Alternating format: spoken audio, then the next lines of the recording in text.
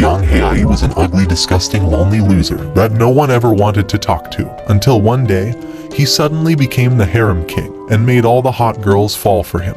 But before he got there, Heiai was getting chased by a mob until he fell to his death, where a pink goddess showed up and asked him if he had eaten Cupid's chocolates. Earlier that day, the school beauty, Zia, walked up to him and clasped his hand in hers, trembling as she brought his hand to her belly, and said that she was pregnant with his child. When he said that he didn't even know her, all the students turned into a furious mob and chased him down mercilessly. He promised to meet Zia on the rooftop later to talk about this, and ran as fast as his feet could take him. In the hallway, he managed to fight off all the guys in one swift motion, but he was powerless against the female students, who were ripped as fuck. Tang Xuan, the captain of the athletics team, slapped him out of jealousy. It turned out she was just as delusional as Zia, and started calling him her lover. As if that wasn't enough, a third girl named Ling Yuan came running and hugged him out of nowhere, begging him to come home to his kids. But Heiai doesn't even know her, much less have her kids. The mob became even more furious and chased him all the way to the rooftop together with the two girls who claimed to be his lover. Confused and angry, Heiai screamed at the top of his lungs that he didn't know any of these girls, and threatened to jump off as he stepped out on the ledge to prove his innocence. However, the mob didn't believe him and rushed forward to grab him, but this only made Heiai let go of the railings. As he was falling to his death, a pillar of light descended from above, stopping time itself. Instead of hitting the ground with a wham, his body gently touched the ground as a pink goddess looked at him. She grabbed him by his collar and shook him as she screamed at him for eating Cupid's chocolates. This jogged Heiai's memories about seeing a chocolate cake by itself on the rooftop yesterday, and bringing it to the girls for them to eat together. The love goddess, Meitada, explained that eating Cupid's chocolates with a girl would make them have false memories of being his lover, and proudly wished for his happiness. But to Heiai, this situation meant that he was fucked for life. Meitada said that he only has to fulfill their most desired wish in order to lift the magic spell, and then he can go live as he wished. After that, time returned to normal, and the mob on the rooftop rushed downstairs to check for his body on the ground.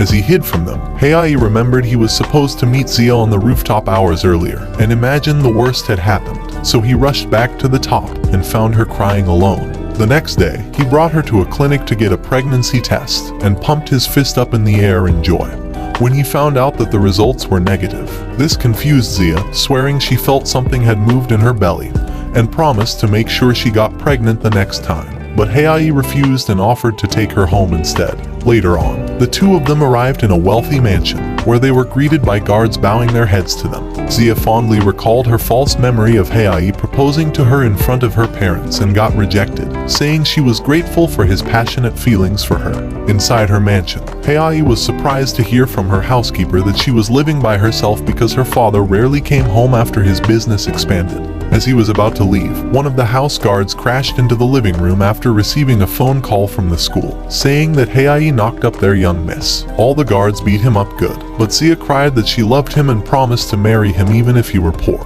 and that she would do her best to get pregnant next time, making the guards drag back Heiai to beat him up more. In order to escape them, she dragged him to her room and shut the door behind her. Heiai pressed his hand against her lips to shut her up, because she kept riling the guards up unnecessarily. Realizing how close he was to her, he stumbled back to her desk, where he saw last year's calendar with her notes on how happy she was to eat with her father. This made Heiai furious enough to blast the door open and grab the phone from the housekeeper, who was calling Zia's father. He screamed at the phone that he was the one who knocked up his daughter in order to force a meeting with him, but in response, her father just hung up the phone. As soon as he did, an army of helicopters and black cars arrived at the mansion, dropping off the master of the house himself.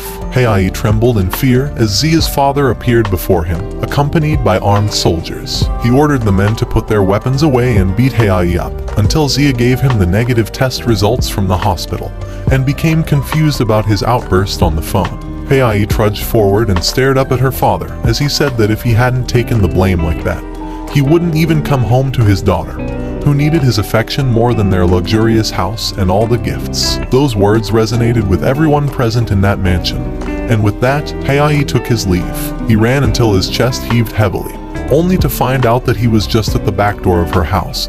But Zia still appeared and thanked him with a kiss, before vanishing into thin air. Just then, Meitada made her entrance, perched on top of the ivy growing on the gate, and explained that he was able to break the spell by fulfilling her most desired wish. The next day at school, Heiai slipped undetected into his classroom, or so he thought. Zia had come over his desk and asked him out on a date, so Heiai blurted out Meitada's name and summoned her, stopping time once more.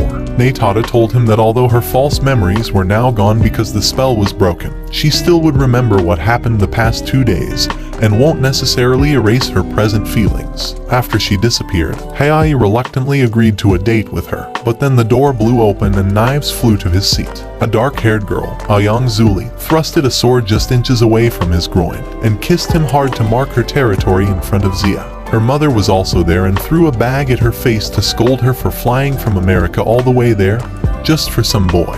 The mother and daughter started glaring at each other, as neither of them wanted to back off.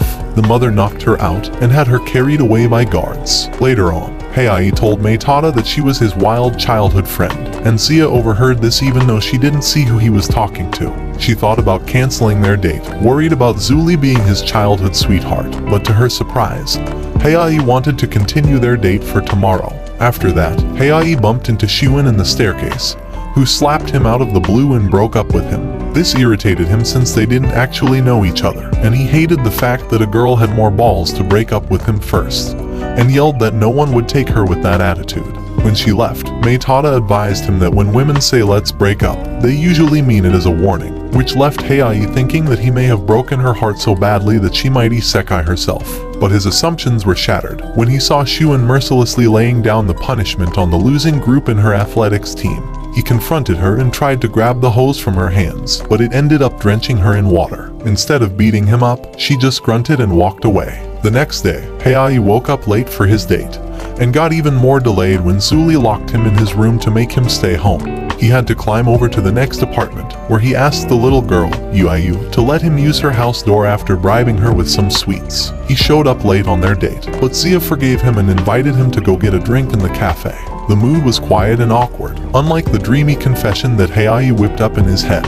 In his virgin imagination, Zia was a princess who gracefully and adorably handed a gift along with her confession of love to him while he was a prince. However, Zia was red from embarrassment because it was her first ever date, making Heiai worried and pressed his hand on her forehead, asking if she had a fever. The moment they realized their faces were just inches from each other, they pulled away out of embarrassment and turned quiet again.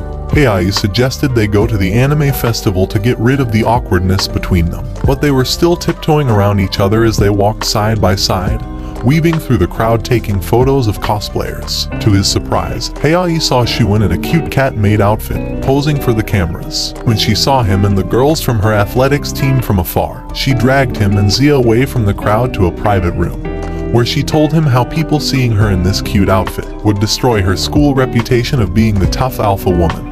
But Heiai didn't understand her struggle and told her to show her true self to others. At that moment, the announcer said that the female cosplay competition was about to start through the speakers. But unfortunately for Shuin, she always went solo, so she was not qualified to enter. To solve this, Zia suggested that the three of them form a group to enter the competition, exciting Shuin, who turned the reluctant Heiai into a cute trap bunny-made character. Zuli, who was hiding in another stall, snapped a photo of him from behind and was turned on by how cute he was. Shuin shrieked at Zia and Heiai running to her, and discovered her costume was riddled with holes. It was an obvious sabotage, and as if that weren't bad enough, it was the very first outfit she made for herself, so it left her so heartbroken that she ran away. This spurred Heiai to win the competition no matter what, but before that, he took a leak while coming up with their battle plan.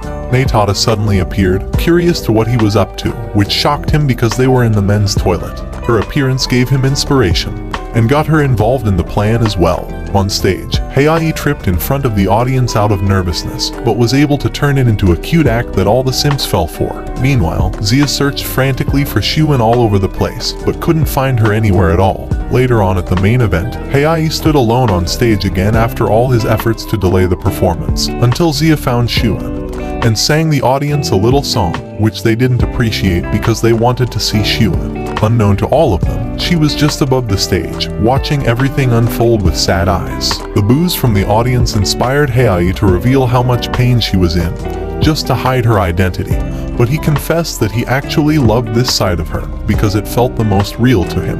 As he called out to her, Xiuan fell from above, but before she hit bottom, a strange light transformed both her and Hei's outfit, and she fell right into his arms. The audience loved it so much that they were declared as the winners on the spot. Even though the competition was supposed to be all female, Maytata was able to save them in time through her magic, so she heaved a sigh of relief from above when she saw the two of them were okay. Xiuan was still skeptical about magic and asked Hei to explain what exactly happened, but he had no answer to offer her. Zuli was standing backstage about to rip them apart from jealousy when she overheard some girls talking about how cute Hei was and wanted him on their team. She dragged her huge blade behind her as she trudged towards them with a murderous look in her eyes. The girls went quiet as she approached them and shrieked when she slashed them. Hei and Xiuan met in the dressing room after the show and fought over who would get to change first. When Xiuan pushed him, both their clothes vanished, so she threw him out of the room, along with his casual clothes he wore earlier. After getting dressed, he thanked Maytata for saving them, making her blush. She thought it was strange the way the human mind works, as he looked at her with kind eyes. Later on, Xia shyly appeared in the hallway and asked if they could go home now. Hei couldn't believe that he had forgotten about her and invited Xiuan to come along with them. But she was at tsundere about it, so by the time she sorted out her feelings, she found nobody waiting outside her door. Meanwhile, Hei and Xia said their goodbyes at an intersection because Hei wanted to talk to Xiuan, making Xia a little jealous. When Xiuan finally came, he called out to her and asked her if she wanted to crash at his place for a while, which didn't go well considering she was at tsundere, and because he was an idiot who didn't even consider the context. He brushed her reaction off, thinking the spell had already been lifted anyway, and wished that she would just show her true self to others. Later that night, he went to visit a hot blonde woman's apartment. The blonde woman welcomed him, mentioning how long it has been since he last visited, and grabbed his hand to show him inside. The hot woman turned out to be his teacher Ms. Jai, and meeting with her had him going on a trip down memory lane. In the past, he and Zuli would always compete for the top grade, but she could never beat him, so she kept chasing and hitting him out of frustration. To escape her beatings, Hei purposely lowered his grade, making her smile and confident. But in middle school, she announced on a megaphone that if he didn't get the top score this time around, he would do everything she asked and go with her to America. Since he didn't want that, he did his best and claimed the top spot. Seeing how things turned out, Zuli thought he hated her and yelled that he'll regret this, as she ran away with tears in her eyes. Just then, Ms. Jai had passed out from all the beer she drank, and teased Hei the next day by calling him darling out in public. At school, Hei visited Xiuan during her team's training session, and made a ridiculous bet against all the girls on her team. The condition was that he had to get the top score in the whole school, and if he won, they would do all as he said. This hit the ego of the girls on the athletics team, and showered him with insults as they proudly accepted his bet, thinking it would be an easy win for them, considering one of their members was part of the top 5. Hei wasn't the least bit intimidated by their confidence, and riled them up even more. Starting from that moment, he studied as hard as he can, reading piles of books even into the night. On the day before the exam, he saw Zuli standing alone in the rain outside his window, mumbling he's back, so Hei took an umbrella and rushed down to see her. Her confidence was crushed as she trembled before him, feeling all worthless because her ex-boyfriend was back. He wiped the tears streaming down her face and assured her that everything would be fine. He wrapped his arm around her and pulled her close to his chest, letting go of the umbrella as they got drenched in the midnight rain. After that, her mother thanked him for taking care of her and informed him that Zuli was a bit unstable at the moment and would not be attending school for a while. The next day, the rain had stopped, and Hei zipped through the exams like it was nothing, annoying the girls from the athletics team. On the day the test results were about to be released, Hei proudly entered the gym where the athletics team were training, and showed them the maid outfit that he wanted Xiuan to wear for 2 weeks when they lost the bet, shocking Xiuan enough for her to let go of the ball in her hand. All this time, she was worried about how tired Hei was from all the studying and was stumped by what could be the reason behind him suddenly making that bet. But now that it was all clear, she was left dumbfounded. When they all looked at the results, they were shocked to see Hei ranked first, and screamed at him, calling him a pervert and a cheat. They even had the faculty confirm his grades, but were disappointed to know that he didn't really cheat. When the girls were gone, the teacher commented about how Hei got the entire faculty startled at his sudden rise in the top spot in the school, and didn't realize that he had that kind of potential. At the gym, the students were losing their heads over Xuan's cute maid outfit, as she cheerfully gave away posters to recruit new members to her team. The crowd were practically drooling at her as they took pictures and were dying each time she flashed them an adorable smile. Heiai put his hands on her shoulders and gave her a bit of a push to make her more confident about dressing up that way in front of the school. He even declared that she would be dressing like that for 2 weeks because in his mind, this would ease her into the kind of reputation that would balance her tough personality with this new cute side. Meanwhile, Lin Yuing watched them with jealousy from the back, whispering to herself that Heiai had forgotten her and his kids. At the rooftop, Xia dropped by in the middle of Heiai and Mei Tada's conversation about the spell being broken. Of course, she still wasn't able to see the goddess and looked straight at Heiai, who played it cool by lying that he just wanted to chill at the rooftop because he was feeling hot. Xuan made an entrance by throwing the maid outfit Heiai gave to her to his face and said that the size was too small, and Xia, who had picked it out for her, slipped away in embarrassment, leaving the two of them alone. Heiai acted all cute to escape her anger, making Xuan chuckle. As she turned around, she expressed how happy he made her feel, even though it was a bit perverted. After that, in the hallway, Mei Tada asked Heiai who was the guy that Zuli was talking about last night in the rain. He revealed that the guy she was mumbling about was her ex-boyfriend, and that she wouldn't have ended up the way she was now if it weren't for him. After their conversation, 2 kids ran up behind him, calling him daddy as they pushed him down the floor. Behind them stood Lin Yuing, who was grinning at her kids and at Heiai, who was supposed to be their father.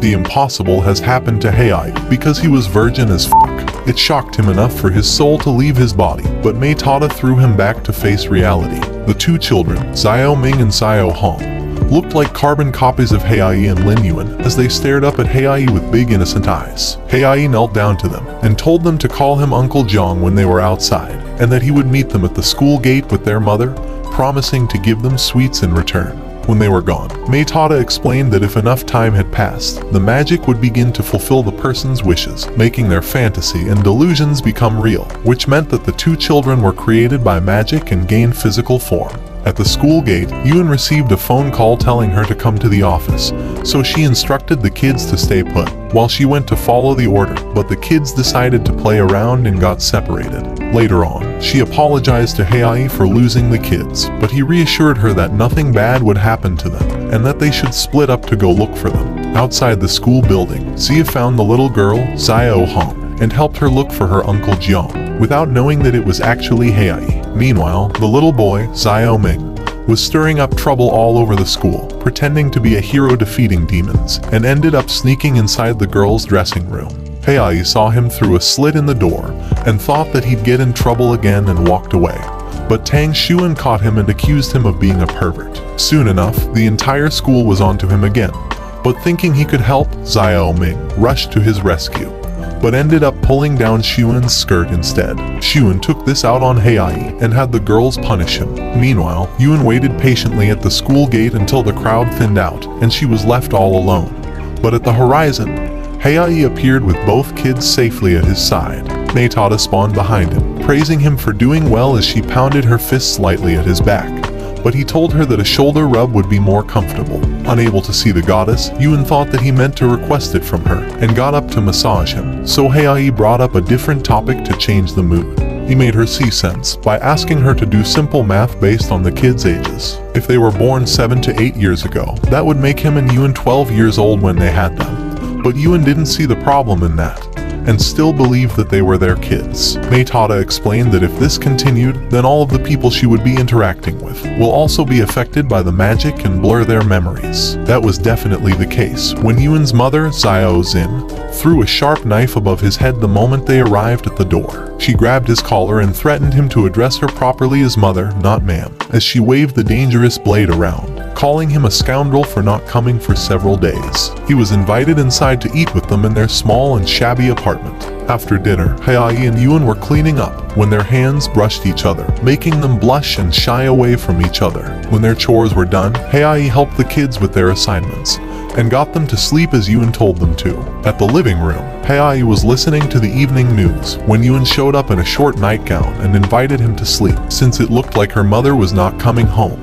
But he was saved by a phone call from Xia, who asked him to go out on a date at Heiju Amusement Park on Sunday. Heiai agreed, But Yuen, who overheard this, made him promise to take her and the kids there as well. Caught off guard by this sudden responsibility, he agreed reluctantly and called Zia to cancel their date. But he remembered her housekeeper's words about her being lonely all the time, and lied that he wouldn't be late this time, which made her very happy. On Sunday, Heiai was determined to make both dates successful, and planned to start the operation an hour apart from each other. At 9:00 a.m., he took Yuen and the kids to the Ferris wheel, but was scared of how high it was, and hugged a random lady's leg in fear, provoking her boyfriend and earning Yuen's disgust. After the ride, he speed ran all the amusement park rides in 30 minutes with them, and got so sick that he had to throw up at a nearby bulletin board. When he was done, Maytada showered him with snacks to encourage him, but he waved it off and rushed to his and Zia's meeting spot action movie style. He thought she'd be late like an average girl would,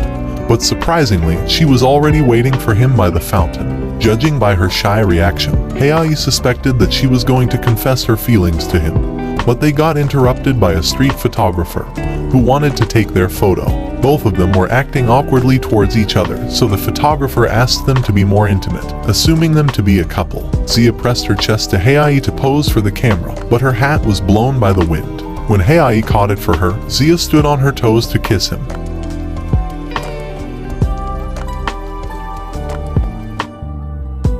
A few hours later, he wondered if it was Cupid's chocolates effect again, but Maytada called him a dumb moron, because Cupid's chocolates had nothing to do with Zia's feelings for him. After looking at the time, Heiai rushed to find a gift but ended up running into Zhang Dong, an old friend, who told him that Duyu's, Zuli's ex-boyfriend, was back from America. Even though he liked her, Dong made Heiai swear to protect Zuli this time, so Yuz wouldn't hurt her again. Just then, Heiai ran into Xuen, who was out shopping with her girls and got into an argument with her. And if that wasn't enough, Zia was calling him on his phone. With his life at stake, Heiai asked Xuen to keep Zia company, while he returned to Yuen with a stuffed teddy bear to make the kids happy. To cheer them up, he entered with them in a parent-child quiz to win them the prize. Heiai crushed all the questions so hard, his competition had given up and even the host got intimidated.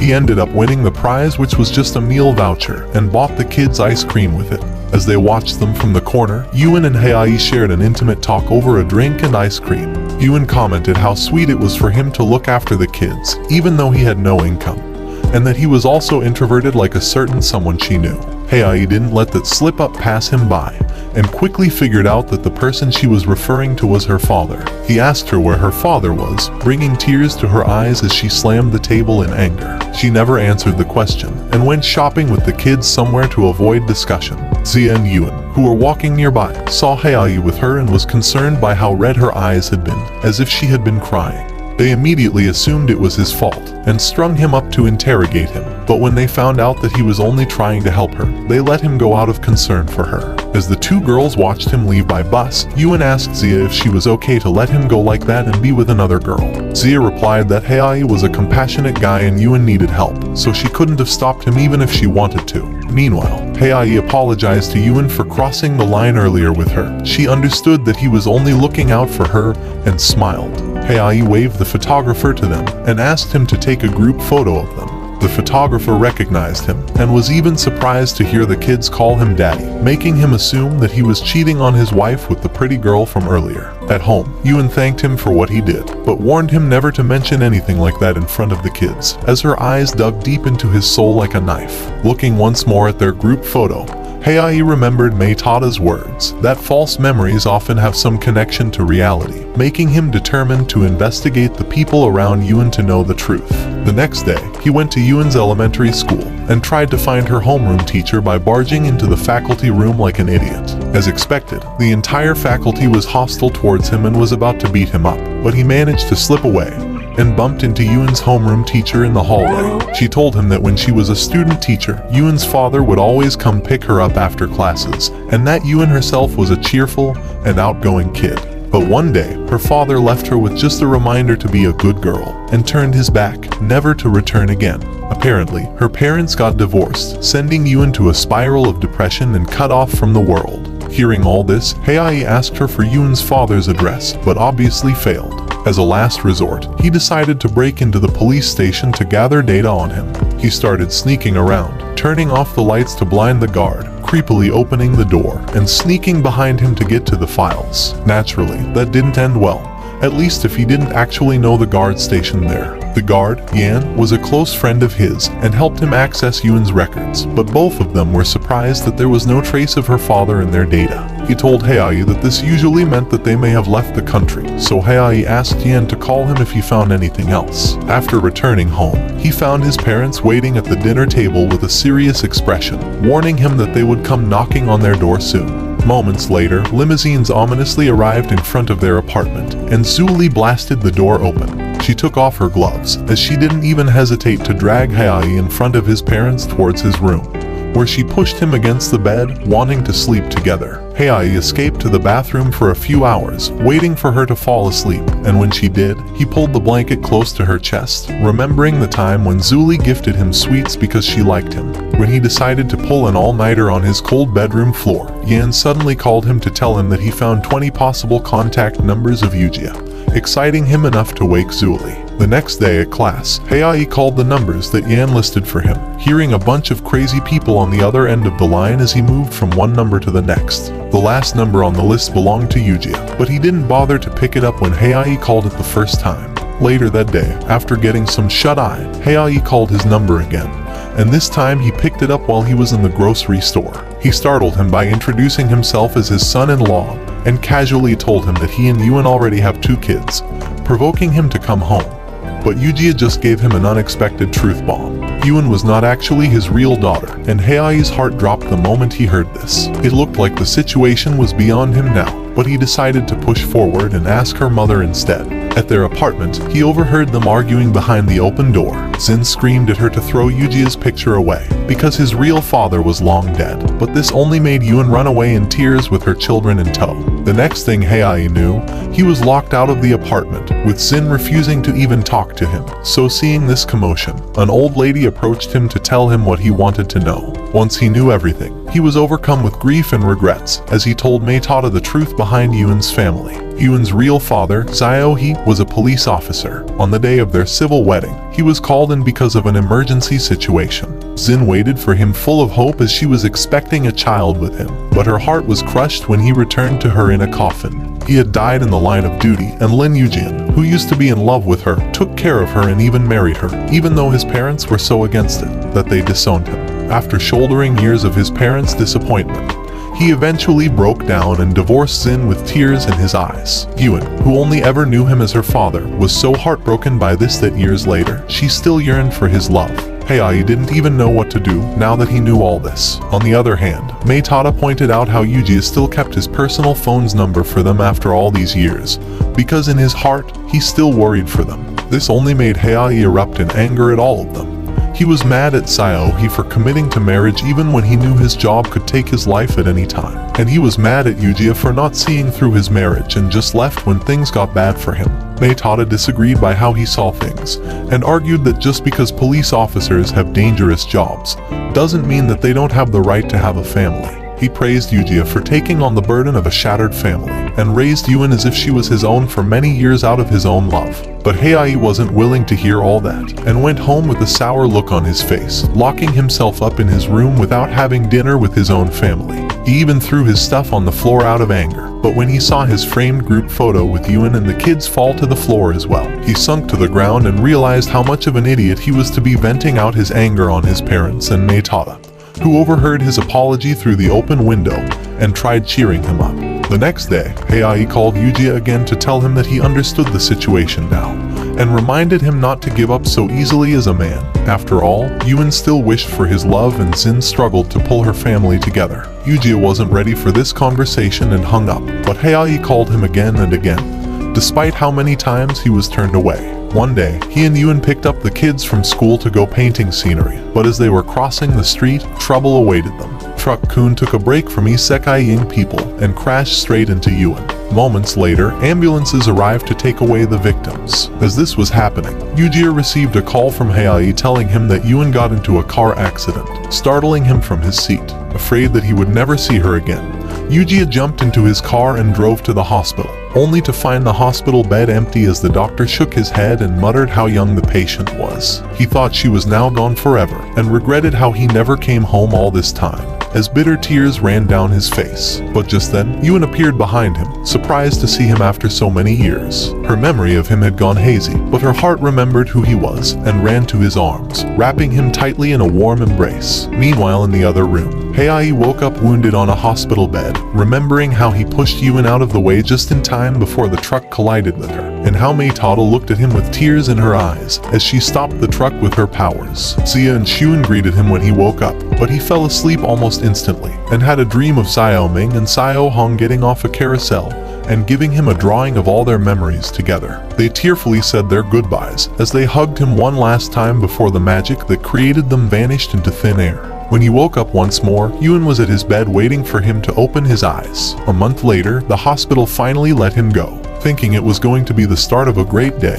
Heiai immediately stepped on shit, and all of his harem stepped out of their own cars to pick him up, creating a battlefield atmosphere. To escape them, Heiai snuck out the back, but ended up falling into Zuli's trap and got taken away in her limousine. However, the competition didn't end there just yet, because later on, the girls planned to give him soup to help him recover in their own ways, and met each other in the hallway, caught in a four-way deadlock. The girls raced to his side, only to be disappointed and shocked to see Heiai naked with another man. Ding Dong happened to be there to help him apply ointment, but Heiai was being a bitch about it, causing the scene to look like something out of a doujinshi. The girls continued to fight over whose soup should Heiai eat first, after presenting him one impressive dish after another. His twin neighbors, Tao Tao and Yuen, came over after smelling the appetizing scent of the soups, giving him the idea to make them finish all the dishes. Alone at his room, Dong helped him change into his clothes, telling him how intense his harem was, and asked him why he wasn't going out with Zuli even though he has always loved her, and that she was loving him like crazy now. Heiai frowned as he told him that he didn't want to be a substitute for her, and asked him to meet him outside after he was done changing. After Dong had left, Meitada showered Heiai with snacks, as she cried to him about how she caused the fighting couple to break up with her magic. Zuli barged into his room after hearing her voice from behind the door, and tore the place apart to look for her. The other girls joined in to confront him, but when Meitada was discovered, she tried to stop time. But her magic only changed the girls' outfits a few times. She eventually made them temporarily forget the incident, and later on cried how she might turn into a mortal as her magic power grew weaker because Heiai's chocolate incident had dragged on too long. Before he could leave the room, the television announced that the famous idol Sandy had collapsed and went into a coma after uttering Heiai's name. Apparently, she was one of the girls who ate the chocolate and was now head over heels for him. But there was something different about her. Unlike the other girls, Sandy could manipulate reality itself by being able to use magic. She summoned Heiai to a different realm, where she greeted him with her beautiful singing voice. Heiai asked her who he was for her, and was surprised by her magnetic force, as she replied that he was her lover, the co-owner of her dreams, and the one she wanted to bring into her new world. She took him to a rooftop and invited him to jump with her, but Heiai didn't want to follow her delusion and offered his hand so that he could bring her back to reality. Instead, Sandy took him with her as she leapt off the building and sprouted magical wings, welcoming him to her world. Fantasy and reality became mixed up when Sandy forcefully dragged Heiai to see her world from the back of a giant paper airplane. Creatures under the sea swam freely across the blue skies, giant cats slept on top of the city buildings, and even the heavens broke apart into blocks when she willed it.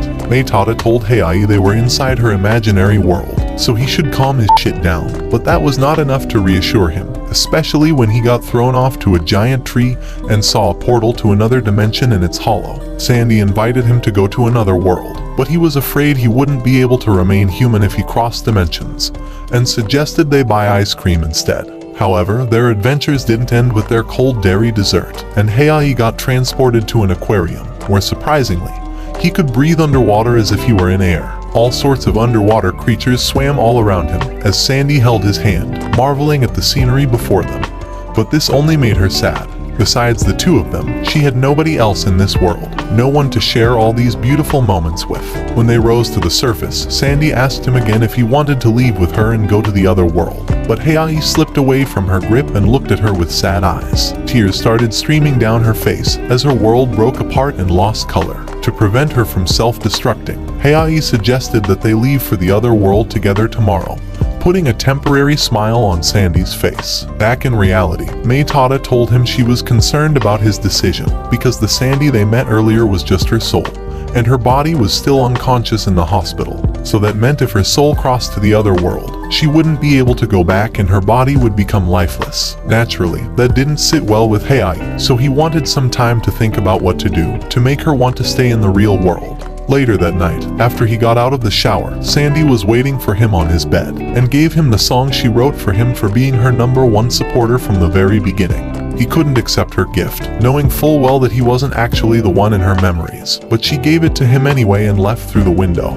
Maytada became even more concerned now because it looked like Sandy wasn't willing to wait until tomorrow to cross over, so she agreed to Heiai's risky plan, daring to lose everything that made her a love goddess. In the imaginary world, Sandy waited for Heiai by the portal in the hollow of the enchanted tree, and sank into his arms as soon as she saw him. But her bright eyes dimmed the moment he said that he won't come with her, but instead, he wanted to bring her back with him to reality. She wanted to escape the pain and ugliness of the real world by crossing over to the other side, where she believed only beautiful and pure things reside. However, Heiai told her that beauty and ugliness exist together no matter which world she goes to, and that was something she needed to accept. Hearing this broke Sandy and shattered all her expectations about Heiai, screaming that he was not the loyal supporter that she knew, so she leapt to the portal with tears in her eyes. Heiai screamed as he followed her to the other side, going through a tunnel of memories, showing how a young boy met a younger Sandy, whose real name was Yushim.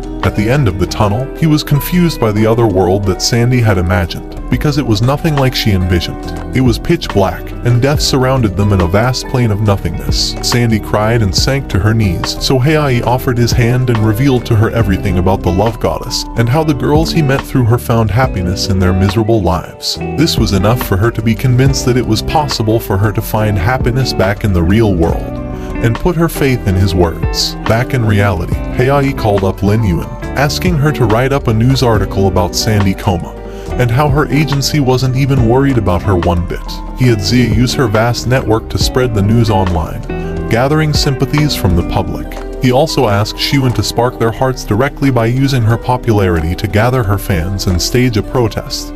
Then he went to meet Luji, Sadie's real childhood friend, and got him to spill his story. He told Heiai that Sandy was his next-door neighbor, whom he befriended because everyone thought she was a weirdo, and encouraged her to show off her singing because she had always been good at that. Eventually, she landed a contract with an agency, who strictly limited her social contact and paid him good money to keep her company. He went crazy from the guilt of helping to keep her in a cage, and from being cut off from the rest of people their age, because they saw him as a freak like her. On the day his contract with the agency was to be renewed, he broke down from all his repressed feelings and quit his job. He started screaming that he doesn't want to be her babysitter anymore and wanted to live his own life, without knowing that she was actually listening behind the door. He was filled with regret and grief from that outburst, and all his emotions started exploding inside of him. Now that he knew Sandy was thinking about her own death, Heiai let Agent Wang, the guy in charge of Sandy, hear a recording of Ji telling his story, and threatened to end his career by exposing him. But he couldn't care less as he sipped his coffee. However, this was only the beginning of Heiai's plan. Wang received an urgent call, telling him that Ji's parents arrived and were trying to stop Sandy's contract renewal, making him take Heiai's threats more seriously and ask for his price. But he only asked him to return Sandy's freedom and give her the opportunity to live her life and make friends. However, Wang laughed and said that she was lucky he let her have one friend, given how much of a freak she was. But as he stood to leave, Heiai showed him the photos of his mistress and threatened to tell his wife about his affair. Meanwhile, Zia excitedly waited for Heiai's call to reward her for doing his request, but her phone instead rang to remind her of her grandfather's birthday. Just then, the television reported that Sandy woke up from her coma and was so full of energy that she even grabbed the camera and screamed for Heiai to come see her. Outside the hospital, a swarm of reporters and helicopters were guarding the entrance to snap a picture of Heiai. But he snuck, pretending to be a random guy wheeling an old woman in the hospital. After weaving through them, he arrived at Sandy's hospital room and introduced him to the love goddess as promised. Maytada magically appeared before her and took her on a one-day trip around the world. As the two of them were perched on top of the Stonehenge, she talked about Heiai's chocolate incident and how the chocolates were made in the first place. In the past, love goddesses used a bow and arrow, but when someone made chocolates using memory magic, they partnered up with each other to make the love business more efficient. All of this was possible thanks to the person she called Director, who she said was handsome and brilliant. Meitada also eased her worries about living in the real world, and told her that everyone would love to see and hear the real her, including Heiai, who put in so much effort to clear her troubles and supported her. After her magical trip, Sandy appeared in front of the media, thanking her fans for their support, and told them that she would be studying abroad after coming to an agreement with the agency. But before that, she would be holding a concert for them. On the night of the concert, Luigi knocked on her door backstage, carrying a bouquet of roses in his arms, and apologized for hurting her. Sandy held his hand as he forgave him, and asked him if they could be real friends, now that the lies are all gone. Touched by her kindness, Luigi agreed to be friends with her, and promised that he would always have her back no matter what. Meanwhile, Heiai and Meitada were at the audience seats after Sandy gave them free tickets, waiting for her to come up on stage excitedly. When she took the stage, they were blown away by her new song because it was all about how her life changed because of Cupid's chocolates. As she reached the end of her song, Sandy held Heiai's hand and pressed her lips close to his ear, whispering her thanks, as all the cameras caught a close-up of him. The next day, he hid under the bushes to get away from all the angry fans who wanted to beat him up, from Zuli who wanted to cut him down from jealousy, and from the reporters who wanted to milk him for details. Just as everything seemed hopeless, Miss Jai appeared in front of him lugging behind a suitcase, and asked her to save him, offering to be her servant for 3 months in exchange. She took him to Cafe Time, a high-end looking cafe in Beijing Road, and asked the old man at the counter to let him stay there as a favor, which he agreed to. Having been sleep-deprived from all the running he did last night, he crashed into a nearby couch to get some shut-eye, but he was startled awake when he realized that a beautiful white-haired man sat across him from the table. He had a mysterious aura about him as he asked Heiai what troubled him, but Heiai never bothered to question anything about him. The man took an interest in him and gave him a fancy-looking box of candies before he left. Heiai wanted to introduce him to Zia, who immediately came to the cafe after worrying about him because of what happened at the concert. But when he got back to the table after fetching her, he was long gone. Meanwhile, Meitada was bitter about Heiai jumping back to his normal happy self without her help, and went to sulk at the dock, where she met Director Roos, the boss of Cupid's chocolate-making factory, and the enigmatic white-haired man from earlier. Even though he wasn't part of the administration of the Cupid's palace, he warned her about the consequences of breaking the Cupid's contract by showing herself in front of a mortal, but decided to help her anyway by casting a spell on her to help her control her magic, on the condition that she wouldn't intervene any longer in the humans' affairs. While this was happening, Zia and Heiai went on an unexpected date, going shopping, winning games at the arcade, and even taking pictures in a photo booth. But on their way home, they were ambushed by a group of thugs led by one of the girls who sabotaged Xiuyin's dress at the anime festival. Instead of backing down, Heiai showed off his kung fu skills and defeated all of them with speed and precision, until the police showed up to arrest them. When Zia told him how impressed she was by his moves, the officer taking their statement said that it was only natural. After all, Heiai was the son of the police chief. However, Heiai walked away immediately with his eyebrows creased, thinking about how he hated police officers. When he and Zia were alone on the playground, he told her about his past, about him wanting to become a police officer just like his parents. But all of that changed eventually. Because of their job, his parents were often too busy to take care of him, and he had to spend his birthdays and holidays alone. Even when criminals attacked their home, they never went to his rescue because they were working on another case elsewhere. But a little ray of light appeared in his life when he met Miss Jai. She took care of him as if he were her own family, and even tried to patch things up between him and his parents. And although he loved her for what she did, it barely changed anything in his life, so he tried to act like he had a warm, loving family in front of her. Hearing his story, Zia broke into tears and hugged him, telling him that he was there to help her and the other girls in their lowest points, so she wanted to be there for him to realize his own dream. Heiai hugged her back tightly, whispering thank you in her ear very softly. Watching this touching scene from afar, Meitada also broke into tears as she flew away, and wondered why she was feeling a sharp pain in her chest from seeing the two of them get so close. As she worried about her future without Heiai, Krog, her old admirer from the God Realm whom she rejected so many times, appeared next to her to bring her back home. But Meitada refused, telling him that she has to find the girl who put the chocolate cake on the rooftop, and started all this mess in the first place. But in reality, she just wanted to stay by Heiai's side. Meanwhile, Zia and Xiuyun met at the anime festival once again. But this time, Xiuyun introduced her to her new teammates for the cosplay competition, and excitedly put on her costume, making Zia proud of her for having friends to cosplay with now. Unfortunately, Xiwen left the crown for her costume back at the school, so she rushed to get it despite the heavy rain outside. But when she was running late, Zia offered to enter the competition dressed as a maid to buy her time, and called Heiai to ask him to get Xiwen's crown at school. At campus, Heiai ran into Meitada on his way back to Xiwen, and was surprised that she embraced him with tears in her eyes. She thought that he was in love with Zia after their moment in the playground, and didn't want to go back to the God Realm. But Heiai told her that he and Zia were not in a relationship, making her snap out of her depression and got excited enough to agree to help him with Xiwen's problem. All alone at the bus stop, Xiwen was about ready to give up when she realized that it was already her team's turn to take the stage.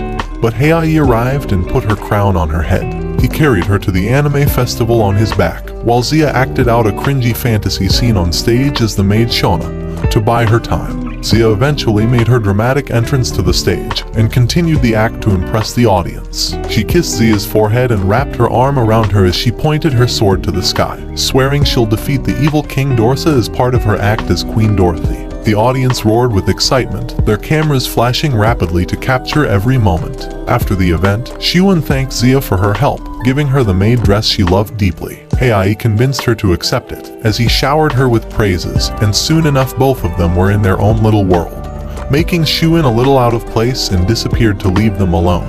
Back at his home, Heiai's rest was interrupted by a package delivery, but when he opened the door, he got buried underneath a mountain of boxes. Meitada was excited that all her packages had arrived, telling Heiai that these were all snacks for his school camping trip soon. But this only stressed him out when he was packing his stuff at school, because most of those snacks can't be used as proper meals. In the middle of that, Zia entered the classroom and asked him to write his name on a piece of paper with a red smudge on the corner, telling him it was for a draw for the groupings later. Apparently, it was all part of Xiwen's plan to make sure that she would be grouped with Zia and Heiai during camping. But Lin Yuan overheard this and planned to mess up the lots using a red marker. During the official draw, Xiwen was surprised to see multiple papers with a red smudge on the corner, so she ended up grabbing all of them, making Zia, Heiai, and Yuan her group members. On their way to the camping site, the girls kept fighting over who would get to be closer and spend more time with Heiai. Xiwen was in full support of shipping Heiai with Zia and kept derailing Yuan's plans to have some alone time with him, despite her own romantic feelings for him.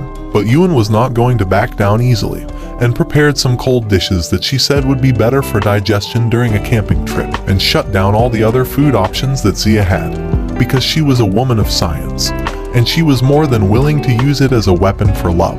Heiai decided to eat both their food to calm them down, but a sudden call from Zuli telling him that she'd be coming to where he was now rattled his very soul.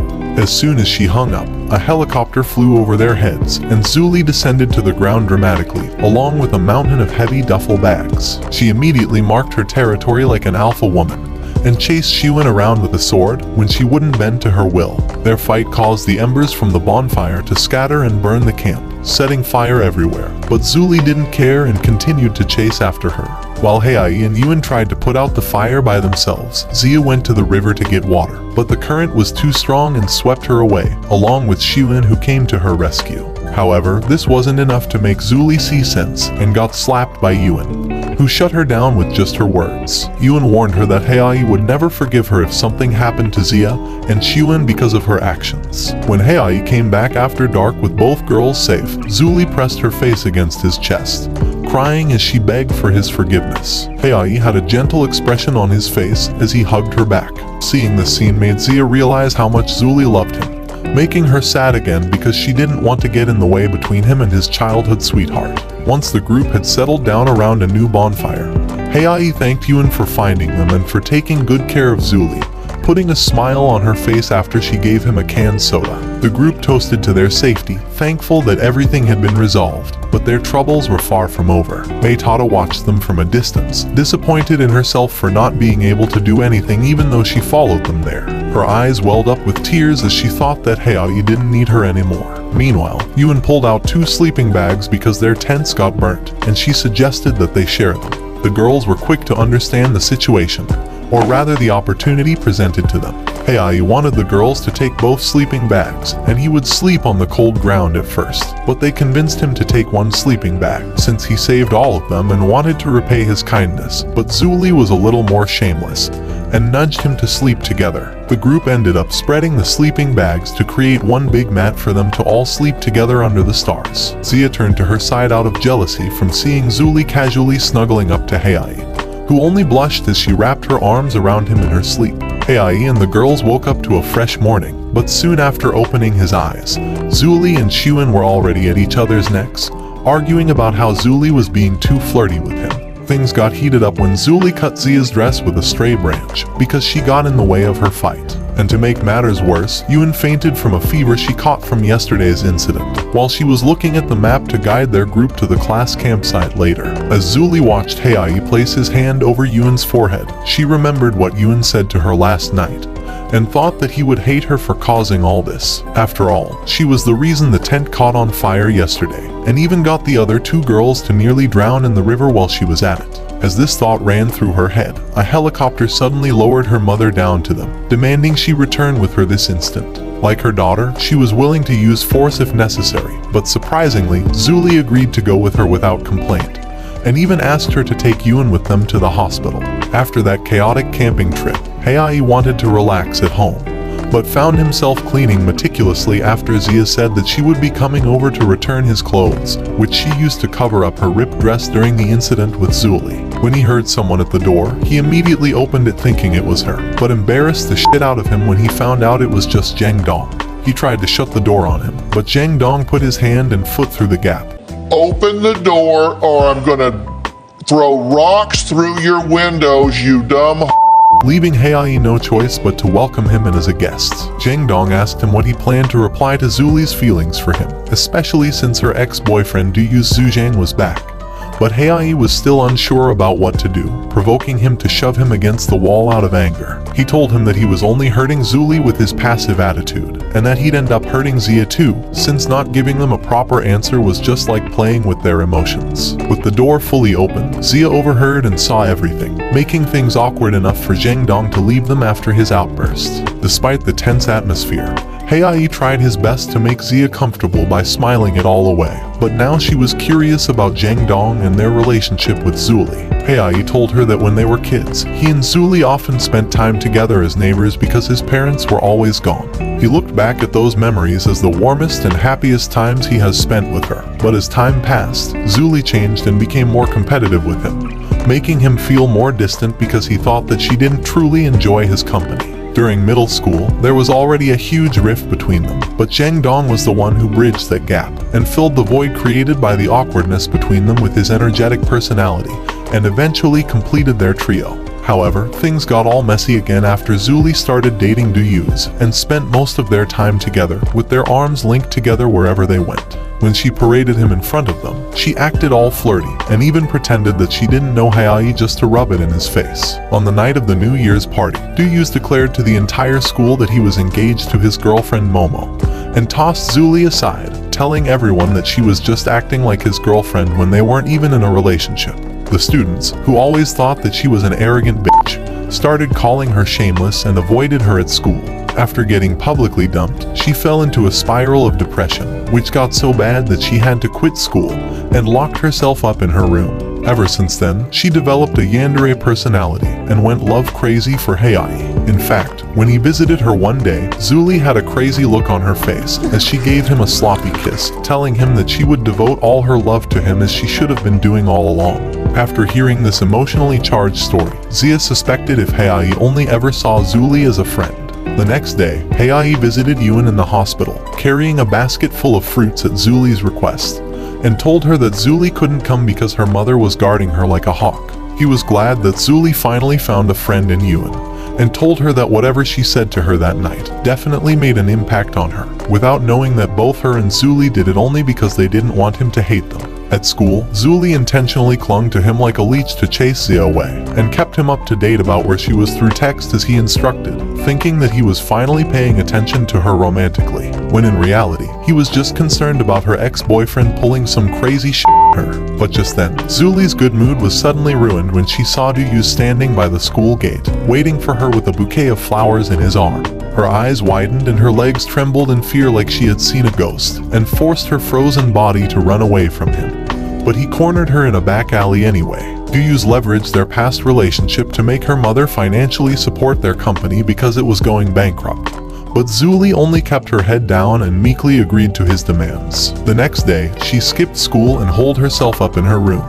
But her mother only interpreted this as her usual tantrum, and left her by herself, paying no attention to what she said about a guy stalking her. Alone with her thoughts, she was reminded by what Yuen said to her that night, that she needed to change herself to bring about a new outcome. So when her phone rang, she immediately picked it up and screamed at Duyus to fuck off, but he threatened to harm Hae if she didn't meet his demands, and hung up before she could protest. However, she fell for his trap, and got taken away in a van to an abandoned warehouse. Completely helpless in Duyu's hands, she tried to stay strong by telling him that Hae would save her and call the police. But he said that the police won't find her because she was an adult who only went missing 2 hours ago. Plus, he was her ex-lover and she has a history of being a troublemaker, so no one would concern themselves in her case, at least not for a long time. Since his attempt to ask her mother to support his company fell on deaf ears, he settled on taking nude photos of her to use as blackmail. But luckily for her, Mei Tada saw where she was taken to earlier and brought Hae to her rescue. Thinking the punishment for illegal detention was not enough for Duyus, Hae thought of adding a few extra criminal cases on his tab to really punish him, at the cost of his own safety. After that, he entered the warehouse by smashing through the windows and landing Marvel superhero style before them. But seeing the scratches on Zuli's knees and her ripped dress, he became overwhelmed by anger. However, Duyus was quick to use Zuli as a shield, and used his goons to beat him up, without knowing that Mei Tada was just above them recording everything on her phone, while she stifled her cries, enduring one hit after another. Hae resisted the urge to fight back, but when one of the goons used a foldable chair to hit him, Zuli stood in his way, and got hit instead. Blood oozed from her head and dripped down to the floor. Reverting back to her usual yandere personality, she finally bit back against Duyu's weak-ass threats, and revealed that she never actually loved him. She remembered how the rift between her and Hae started when she first slammed the door on him, because her mother told her that if she wanted his affection, then she should be better than him at everything. As a child, she took this advice seriously, but he was just simply better than her until he finally gave up and let her win. Although her mother showered her with praises for excelling at everything she did, she never felt happy, because she and Hae kept drifting apart. But her pride wouldn't allow her to confess to him, so the misunderstanding just continued on for years. Back in middle school on Valentine's Day, Zuli brought handmade chocolates to give to Hae. But when she bumped into him in the hallway, she denied that they were for him out of embarrassment, and stomped away angry, telling him that she would just give it to one of their seniors. While she was crying in the classroom, she spotted Duyus below through the window, and decided to give the chocolates to him on a whim. This meant that Hae was never the substitute for Duyus for her. Instead, Duyus was the rebound guy from the very beginning. Sensational. Zuli finally let go of the words she had been meaning to say to Hae, and said I love you while she teared up. There was no way Duyus could accept any of this. His pride wouldn't let him, so he made her remember the humiliation she went through at their New Year's party. But Hae has had enough of his shit, and apologized to Zuli for being so passive all these years, and for losing himself in his temper so much that he couldn't see her feelings for him. She buried herself in his chest, while he stroked her head, relishing in that moment in their own little world, as Duyus exploded in shame and anger in the background. Before he could retaliate, Mei Tada sent the recorded video to every phone in the city, exposing his scheme. Hae returned all the blows to the goons, with his smooth kung fu moves, while Zuli beat the crap out of them further until they foamed in their mouth. Soon after, the police came to arrest them and led them away in handcuffs. Duyus, being a sore loser, somehow grabbed hold of a knife and lunged at Hae, catching him off guard. But Zuli shielded him from the blade and got stabbed instead. The police screamed for someone to call an ambulance, while Hae pressed his hand over her wound, desperately trying to stop the blood from pooling out of her stomach. Abandoning her mask on the brink of death, Zuli confronted him with all honesty, as she told him that she loved him and thanked him for everything. Her blood-stained fingers gently brushing his face before losing life. At the hospital, Zia tried to comfort Hae, who was blaming himself for not noticing her feelings sooner, because if he did, he believed that they wouldn't have been in this situation. She told him that this wasn't his fault, because people often become timid with expressing their romantic feelings the stronger they feel for someone, so she believed that Zuli couldn't have told him directly either. When Zuli's parents arrived, her mother hit him and blamed him for putting her daughter in a hospital bed. But her father had a calmer attitude, and pulled him aside to ask what really happened. After telling him everything, he thanked him for helping his daughter and told him not to blame himself, because he and his wife were partly to blame since they haven't been paying attention to her all this time. However, his soft gaze was not enough to melt the anger in his heart, but he snapped out of it when Zia came to inform them that Zuli had woken up, making him rush to her room with tears in his eyes. But his heart sank when she couldn't remember who he was. Her parents left to call a doctor, while Zia closed the door to give them privacy. Zuli had her guard up, hiding her face behind a blanket even as Heiai sat on her bedside. His smile had a hint of sadness in it when he reintroduced himself as her childhood friend, who got her into this mess because he was weak, and promised that from now on, he would protect her forever. This moved her to tears and threw herself at his arms, whispering that she'll remember his words with all that too familiar yandere voice. It turned out she was just pretending just to get him all to herself. God damn it! You can't make this shit up! But she got busted by the other girls who came to visit her. For a moment, everything was back to their rightful place, until a white-haired girl crashed the party. The girl's name was Ling Xiaodu, Heiai's cousin, who appeared to be head over heels for him, and clung to him in a way Zuli did. But even so, there was something different about her affection towards him. Her appearance stirred up the harem, turning the hospital room into a tiger's den from their menacing aura. Before the room became a war zone between women, she and Heiai escaped and ran at full speed to his apartment, where they spent the night together. The next morning, Sandy unexpectedly visited Heiai in his home, unintentionally bringing with her a crowd of reporters looking for a scandal. Apparently, Xiaodu was a big fan of hers and immediately forgot how angry she was at her for being close to him. But while Heiai was grateful for her sudden visit, he was down in the dumps thinking about being the star of a scandal once more. So, Xiaodu came up with a plan with Sandy to outwit them, and made him dress up as a girl to pose as Sandy's female friend whom she came to visit. At school, he was once again the center of trouble when Xuan loudly accused him of sleeping with his cousin, after Xiaodu lied to her and the girls about what happened to them last night. Unlike before, Heiai didn't bother to clear himself of their doubts and accusations, because he was already sick of all the shenanigans that the harem put him through. Later on, Zia called Xiaodu on the rooftop to ask her about what was going on between her and Heiai, about the root of the problem with his parents and so on, surprising Xiaodu that she knew so much about Heiai's secret. This spurred her to get more aggressive on her, making her back away and trip, and declared that she was Heiai's first girlfriend. After that, Zia discussed this with Yuan and Xuan, who were at a loss for what to think of it, and decided to ask Zheng Dong about it when he passed them by, but he only gave them a vague answer. He only said that Xiaodu and Heiai did in fact have a relationship, but it would be better if they would ask him directly, since by now, they should already know Heiai's character, and they shouldn't be having doubts about him after all this time. Xiaodu was listening in on them from a nearby alley, and invited them for a drink in the cafe, where she spilled everything about her relationship with him. At the same time, Heiai also told Meitada his relationship with Xiaodu, explaining to her that although she might appear as mean-spirited, she was actually a kind and gentle soul.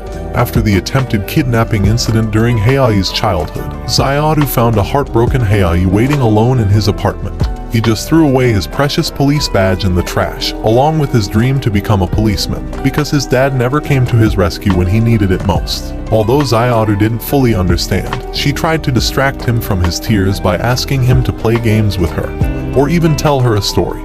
But the wounds in his heart ran too deep. In a stage drama during summer, Heiai was once again alone because none of his classmates wanted to partner with him, and his aloof teacher only scolded him not to waste everyone's time by making them wait for his performance. Each second that passed felt like an hour to him, but all his worries disappeared when Xiaodu, who agreed to take on the girlfriend role for the play earlier, arrived in a cute dress to cheer him up. Ever since then, Xiaodu has looked after him as if she were the older sister, even though Heiai should have been the one acting as the mature and strong older sibling. She even bridged the friendship between him and Zheng Dong by forcefully dragging him back to the classroom when he skipped his cleaning duty. He overheard Heiai covering for him when their teacher scolded him for the classroom still being dirty, despite it being after school hours already. So touched by his kindness, he helped him clean up like he was supposed to, and became friends soon after. Eventually, she had to go study in the US and would only occasionally return to her hometown to visit relatives. The girls eventually understood her intentions and apologized for misunderstanding them. This time around,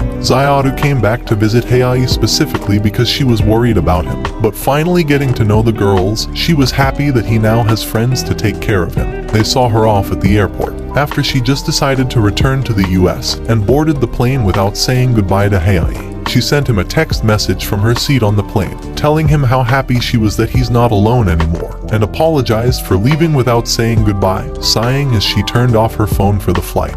However, the girls didn't allow him to give up, even when he knew that he wouldn't make it even if Sia drove him there in her car, because he himself never gave up when the girls needed his help. Now, to return the favor, they all drove fast and furious style in different cars to get him to where Xiaodu was, with Zuli joining in on the high-speed chase by intentionally crashing into the patrol car that was hot on his heels. Sia even ordered her driver to blast through the barricade and take an illegal shortcut to the orchard just to get to the plane, with Meitada providing additional support with her magic.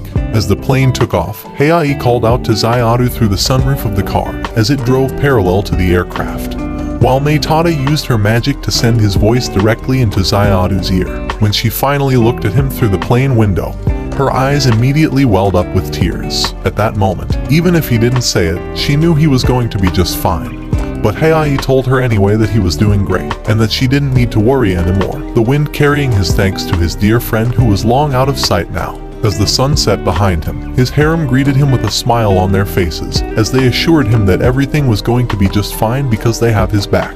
But after that touching moment, Zuli took the chance and went for a kiss as usual, starting another fight with Xuan, with the girls adding more fuel to the fire by joining in the chaos as usual.